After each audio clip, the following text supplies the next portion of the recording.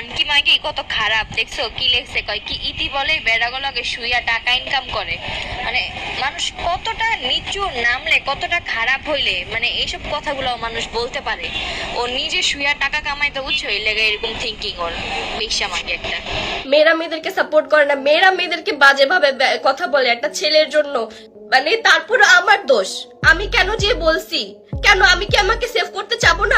সম্প্রতি সোশ্যাল মিডিয়াতে নুসরাত জাহান অন্তরার একটি অডিও ক্লিপ ভাইরাল হয়েছে, যেখানে অকথ্য ভাষায় গালাগালি করছে নুসরাত জাহান অন্তরা। মিথিলাকে উদ্দেশ্য করে গালাগালি করেছেন তিনি। অন্তরার মুখের এইরকম খারাপ ভাষা শুনে অবাক হয়েছেন নেটিজেনরা। রাকিব ও অন্তরার ভক্তরাও দুঃখ প্রকাশ করেছে এমন অডিও ক্লিপ শুনে। এবার আপত্তিজনক এই অডিও ক্লিপ নিয়ে মুখ খুলেছে নুসরাত জাহান অন্তরা। ভিউয়ার্স, কি বললেন অন্তরা নিজেই, সেটি জানতে পুরো ভিডিওটি না টেনে দেখুন। ভাইরাল হওয়া অডিও ক্লিপটি নিয়ে নুসরাত জাহান অন্তরা বলেন, দেখুন, আমাদের পরিবারে মিথিলা ইয়াসিনের বিষয়টা এমন বাজে প্রভাব ফেলেছে, আমরা পরিবারের কেউই এখন শান্তিতে নেই। মিথিলা আমার সংসার ভাঙার জন্য অনেক চেষ্টা করেছে।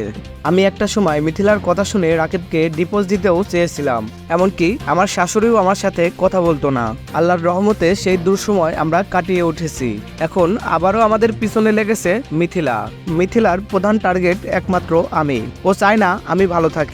আমার সংসার ভাঙা ও আমাকে নিচু করার জন্য সে যা মুখে আসছে তাই বলে আসছে। আমার বাবা একজন সিএনজি চালক, আমার 2টি বিয়ে হয়েছে, এছাড়াও আরও অনেক কিছু। শুধু আমাকে নিয়ে বলেই শান্ত হয়নি, আমার বোনদেরকে নিয়েও এমন বাজে ভাষা বলেছে যেটা মুখে প্রকাশ করা যায় না। আমার ছোট বোন ইতিকে নিয়েও সে নোংরা ভাষায় কথা বলেছে। এখনো অনেক বাজে বাজে কথা মানুষের কাছে বলে বেড়াচ্ছে।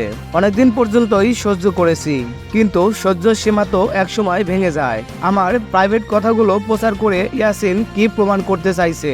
আমার বোনকে নিয়ে মিথিলা গালাগালি করবে আর আমি কিছুই বলতে পারবো না? বলতে গেলেই কি আমি খারাপ হয়ে যাব?